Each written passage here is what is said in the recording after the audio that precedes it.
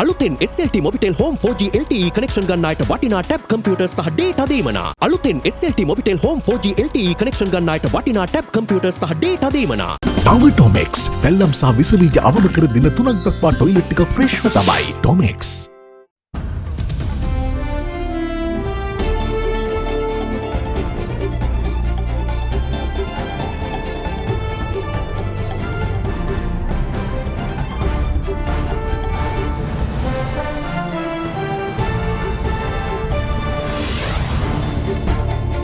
Tonight, Kiev surrounded. Russia banks on self-sufficiency as more and more sanctions are slapped over invasion of Ukraine. Some have the capacity to backfire. If you take the Russian financial system out of SWIFT, it effectively moves almost back to the Stone Age.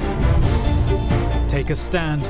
Former UN diplomat calls for Sri Lanka's stance on Ukraine invasion. We are also a small non-aligned country, and when a small non-aligned country like Ukraine has been invaded, we have to stand by Ukraine.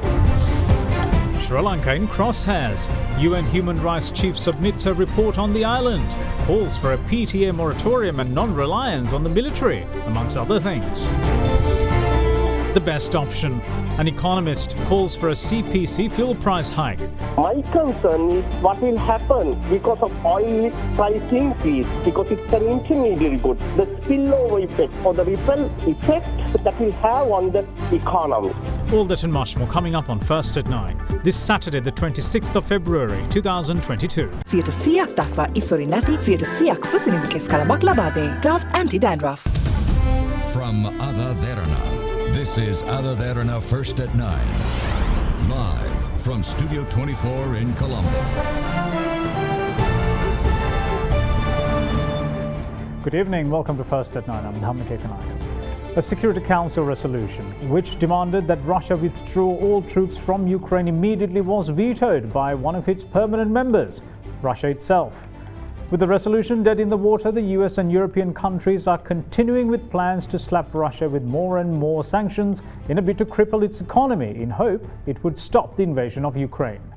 The Kremlin, however, isn't a least bit bothered, saying that the country is already self-sufficient in many areas and will overcome the remaining problems to do so in other areas as well. Russia's invasion of Ukraine continues.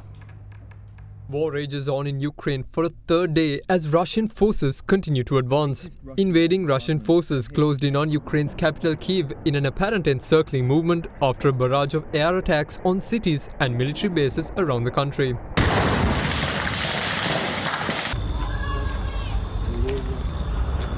However, Russian assaults on the Ukrainian capital Kyiv have been met with fierce resistance as the Ukrainian military stated that it had fended off several attacks of the Russian military.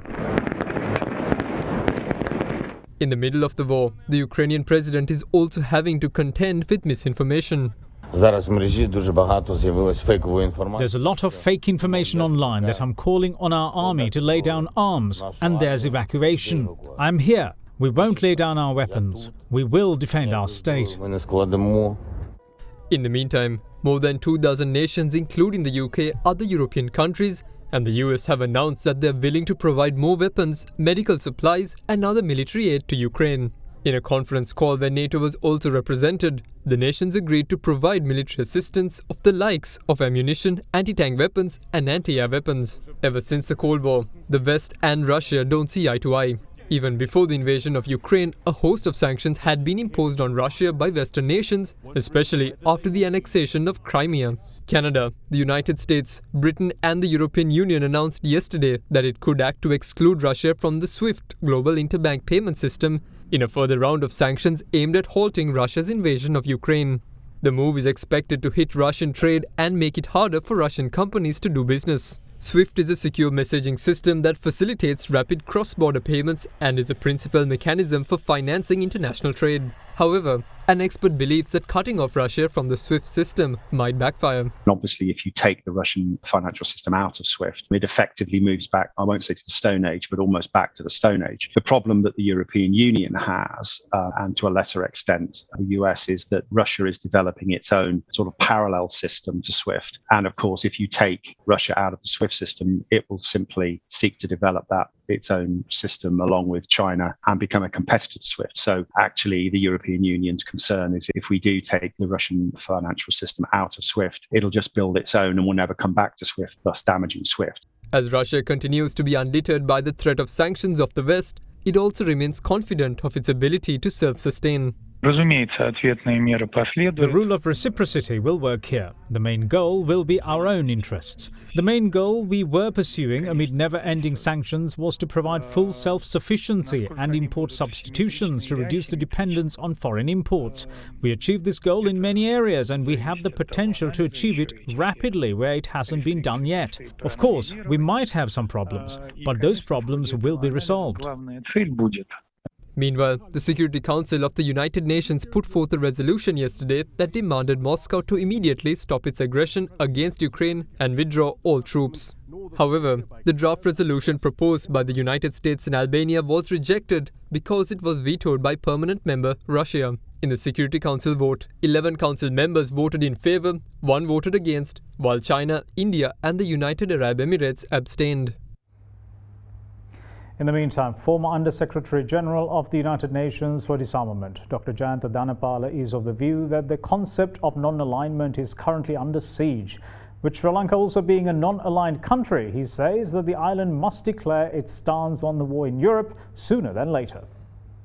So far, I have not seen the Foreign Ministry or the Foreign Minister make any statement. I think it's very important for us to, on a matter of principle, to come out with our policy on this matter, because we are also a small non-aligned country, and even a small non-aligned country like Ukraine has been invaded by a large country. We have to stand by Ukraine and give our position very clearly. The fact that we have been silent is very, very serious and very unfortunate. During Mrs. Bandaranaike's time, we acted very, very quickly when there were problems such as the Sino-Indian dispute and other problems affecting non-aligned countries. So the whole concept of non-alignment is under siege at the moment.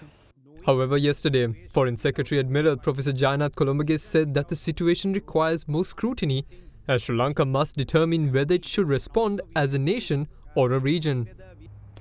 UN High Commissioner for Human Rights Michelle Bachelet is calling on member states of the Human Rights Council to launch judicial proceedings in domestic jurisdictions to prosecute international crimes committed by all parties in Sri Lanka.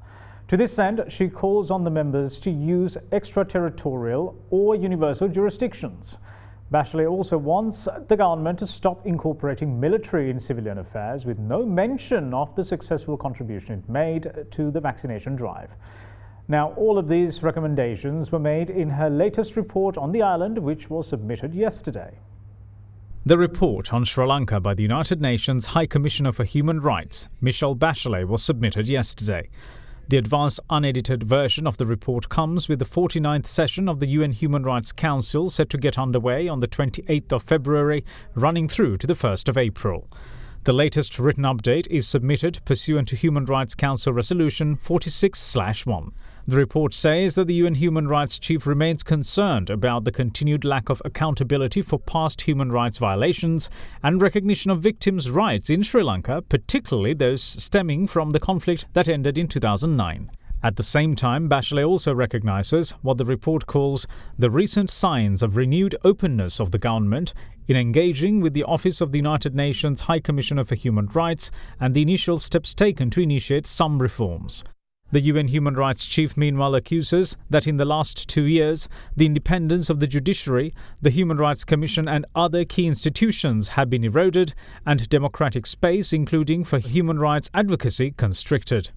There is also accusation that there has been a further drift towards militarization and an emphasis of singular nationalism and Buddhism in state institutions being more visible, increasing the marginalization and uncertainty of minority communities, undermining reconciliation. The report also notes that there's a risk of the economic downturn further fueling what Bachelet calls the prevailing marginalization and discrimination against minority communities. She also recommends that the Human Rights Council continue to pursue international strategies for accountability in the absence of tangible results that ensure justice for victims. In her recommendations, the UN High Commissioner for Human Rights calls on the Sri Lankan government to ensure that the drafting process for a new constitution is based on broad and inclusive consultations, entrenches the independence of judiciary and key national institutions such as the HRCSL, and advances the devolution of political authority. She also wants the government to avoid reliance on the military to run civilian affairs and take steps to reduce the influence of the military on civilian life. It is also recommended that the findings of the Commission of Inquiry into the 2019 Easter Sunday bombings be published to ensure transparency for victims and pursue further independent investigations into the involvement of any other state or non-state actors. Further, fundamental reforms to the Prevention of Terrorism Act is also urged, while calling for a moratorium on the use of the PTA until it is replaced by legislation that fully complies with international human rights norms and standards. The expediting of the review of all detainees held under the PTA and the release of everyone detained without sufficient legal and evidentiary basis is also called for. The UN High Commissioner for Human Rights also wants member states of the UNHRC to cooperate with victims and their representatives to investigate and prosecute international crimes committed by all parties in Sri Lanka through judicial proceedings in domestic jurisdictions, including under accepted principles of extraterritorial or universal jurisdictions, and continue to explore possible targeted sanctions against credibly alleged perpetrators of grave human rights violations and abuses. On the United Nations peacekeeping front, Bachelet recommends that the contributions of Sri Lanka to United Nations peacekeeping operations and the system for screening Sri Lankan personnel be reviewed. We'll see you shortly. Stay with us.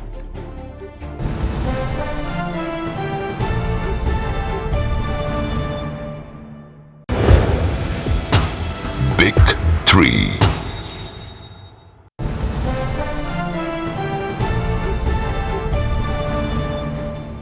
Welcome back. You're watching First at 9. Now, President Gotabaya Rajapaksa called on the world to work together to expedite universal vaccination so that humanity can step out from the COVID-19 pandemic.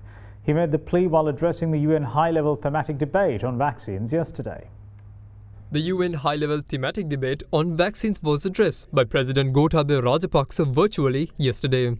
The continuing spread of COVID-19 remains a matter of serious concern for all countries. The emergence of new variants of concern remains a dangerous possibility, while availability of vaccines remains uneven globally. As I stated in my address to the General Assembly last year, ensuring everyone, everywhere is vaccinated is the best way out of the pandemic.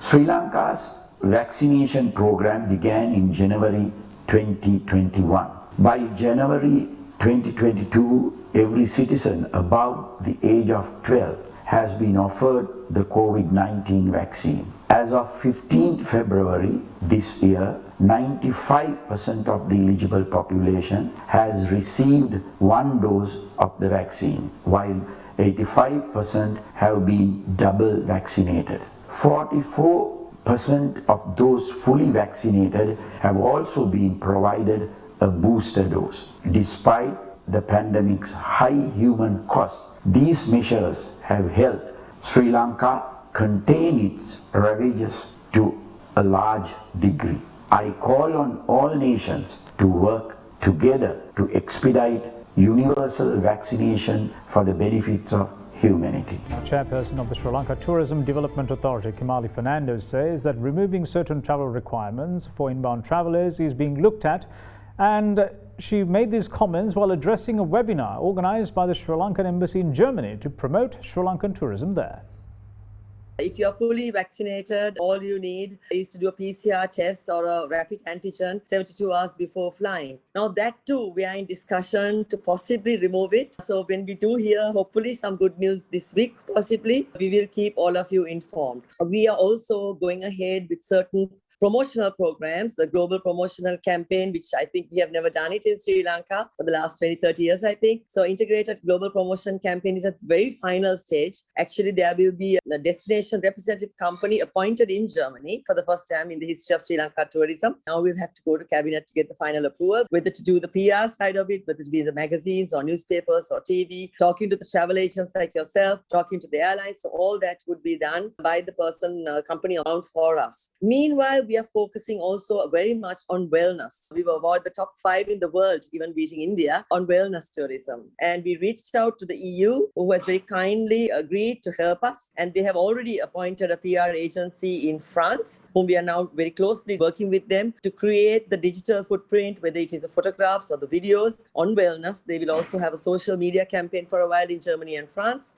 And thereafter, we will be using that same information and we will launch the wellness campaign globally. Germany is a critical market for us. In the meantime, Chairperson of the Sri Lanka Tourism Development Authority, Kimali Fernando, elaborated on the tourist arrival goals for the year and beyond.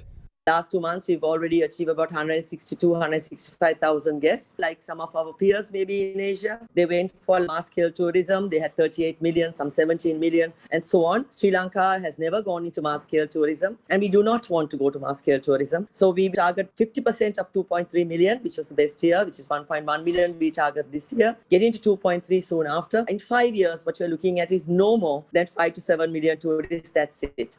The SLTDA chairperson also touched on a special visa program. We do now have people who are staying very long time, maybe 6 months to a year, like the digital nomads. So we do get from Europe many who are coming, some who are based in the Middle East who are now moving to us because perhaps they want the nature or whatever. And some also from Europe and Americas as well who are staying very long periods. So if anybody wishes to stay a long time, we do give a 1-year visa as well for people who want to work in Sri Lanka. And then we are also implementing very soon a long-term visa also for investors. So people who do invest in our country will be given a residency. Actually, that's going to be approved, I think, next week by the cabinet. That's the plan, actually. So there we will have 2 segments, people who will invest in Sri Lanka and who will be given permitted to work as well. And that probably will be younger or 55, 60 and below. And then we will have another visa process for 60 and above of people who have a pension of $2,000 per month. And then they are able to get also long-term residence visa in Sri Lanka. Now then, a Sri Lankan economist believes that the country must go ahead with a fuel price hike, taking the situation in Europe into consideration. Yesterday, the LIOC announced their second fuel price hike for the year, less than 3 weeks after the first. With that, the new price of a litre of 92-octane petrol is 204 rupees, following a 20 rupee hike. The price of an LIOC litre of diesel, meanwhile, was increased by 15 rupees to 139 rupees. According to LIOC, the hike was made due to the increase in crude oil prices in the global market. Last Thursday, a barrel of crude crossed the $100 mark for the first time since 2014, following the Russian invasion of Ukraine. However, it settled at $98.11 at yesterday's close. Despite this being the global scenario, the government is hesitant to increase fuel prices. Last time when the Ceylon Petroleum Corporation increased fuel prices was back in December last year, when a barrel of crude went for $72. Since then, the price has increased by 36.2%.